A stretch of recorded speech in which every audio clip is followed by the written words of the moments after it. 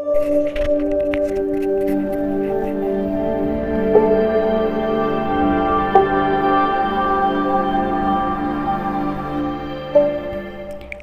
বন্ধুরা, শাওলিস ডিলিশিয়াস কিচেনে আপনাদেরকে স্বাগত জানাই।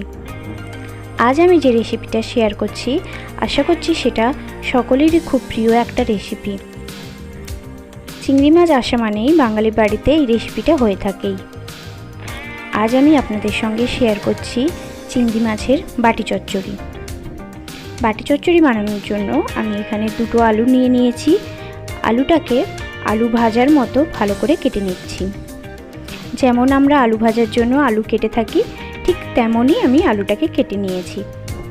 এবার আলুটাকে ভালো করে ধুয়ে পরিষ্কার করে ওর মধ্যে লবণ আর হলুদ মাখিয়ে দিচ্ছি।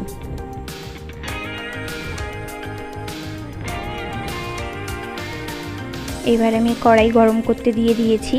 ওর মধ্যে বেশ কিছুটা পরিমাণ তেল দিয়ে দিলাম। এবার ওর মধ্যে কেটে রাখা আলুগুলো আমি একটু ভেজে নেব। আমি আলুগুলোকে এখানে খুব বেশি ভাজিনি, অল্প ভেজেই আমি তুলে নিয়েছি। 1 মিনিটের মতো নাড়াচাড়া করে আমি তুলে নিয়েছি। আলুগুলো এখানে খুব বেশি ভাজার প্রয়োজন নেই।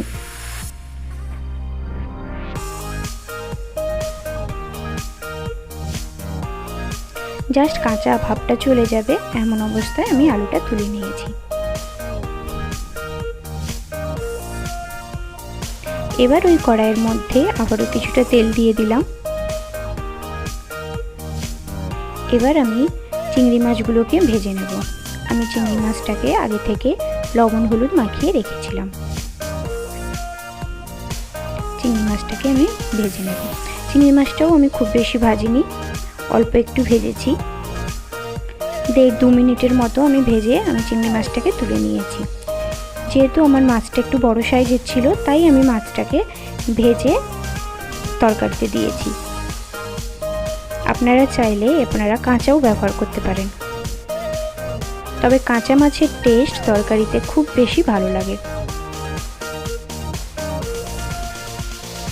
যদি কাঁচা মাছ না খেতে চান তাহলে এভাবে ভালো ভেজে ব্যবহার করতে পারেন।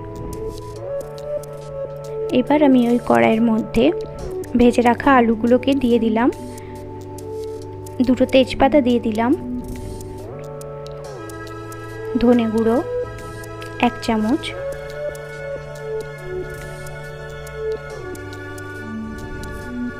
হাফ চামচেরও কম আমি লঙ্কা গুঁড়ো দিলাম। আপনারা চাইলে লঙ্কার পরিমাণটা কম বেশি করে নিতে পারেন। হাফ চামচ হলুদ গুঁড়ো আর অল্প একটু লবণ দিলাম। যেহেতু মাছ আর আলুতে দুটোই লবণ মাখানো আছে, তাই আমি লবণের পরিমাণটা একটু কম দিয়েছি। এবার ওর মধ্যে একটা বড় সাইজের পেঁয়াজ বাটা আর আদা বাটা দিয়ে দিলাম। আর ভেজে রাখা চিংড়ি মাছটাকে আমি দিয়ে দিচ্ছি।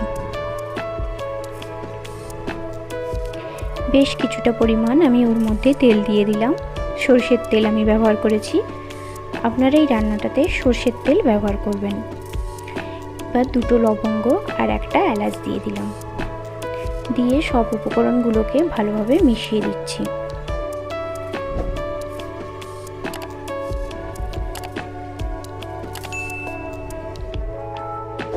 আমি এখানে অল্পই লবণ দিয়েছি, পরে আমি টেস্ট করে আবার লবণের পরিমাণটা কম বেশি করে নেব। এবার বেশ কিছুটা পরিমাণ আমি জল দিয়ে দেব, যাতে করে আলুটা একটু ডুবে থাকে। এরকম আমাকে জল দিতে হবে।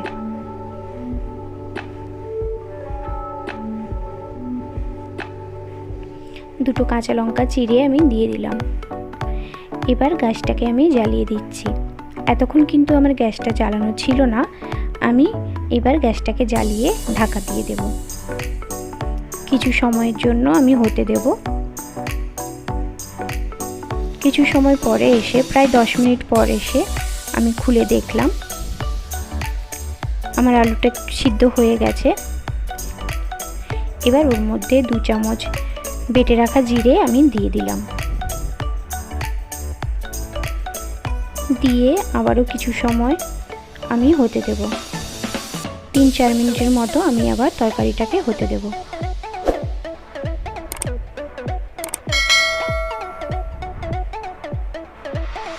আমার পুরো রান্নাটা করতে 15 মিনিট লেগেছে। এবার আমি লবণটা চেখে নিচ্ছি। লবণের পরিমাণটা একটু কম আছে, তাই আমি লবণটাকে একটু দিয়ে দিলাম।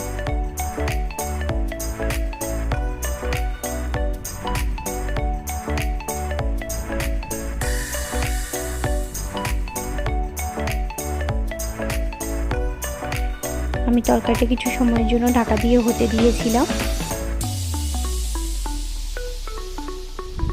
এবার একটু নেড়ে চেড়ে আমি তরকারিটা তুলে নেব। আমার চিংড়ি মাছের বাটি চচ্চড়ি রেডি হয়ে গেছে।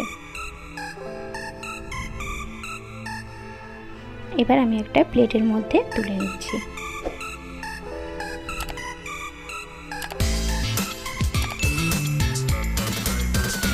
আপনারাও এইভাবেই বাড়িতে এই রেসিপিটা বানিয়ে দেখবেন। ভাতের সঙ্গে তো খুবই ভালো যায়, গরম গরম ভাতের সঙ্গে এই রেসিপিটা খুবই ভালো যায়। আর বাঙালি বাড়ি মানেই চিংড়ি মাছের বাটি চচ্চড়ি খুবই প্রিয়। আমার যদি রেসিপিটা আপনাদের পছন্দ হয়ে থাকে তাহলে একটা লাইক, কমেন্ট, শেয়ার আর সাবস্ক্রাইব করে দেবেন। পাশে থাকবেন। Thank you.